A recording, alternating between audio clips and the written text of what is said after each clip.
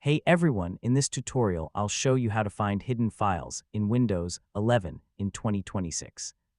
So if you think files are missing, not showing up, or accidentally hidden, yeah, this guide will help you reveal them step by step. First, open File Explorer and go to the View menu.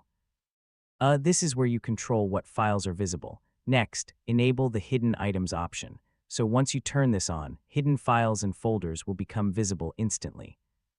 Now go to Folder Options and enable System File Visibility if needed. I mean, some important files are hidden by default for safety reasons. So yeah, use the search bar in File Explorer. Type the file name or extension to quickly find hidden or misplaced files. Next, check common hidden locations like app data or program data. These folders often contain system and application files. Finally, if needed, you can use Command Prompt to reveal hidden files.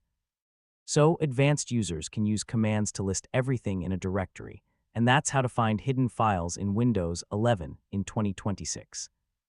Once you enable hidden items and check system folders, you should be able to access everything on your PC. If this guide helped you, feel free to check out more Windows troubleshooting tutorials.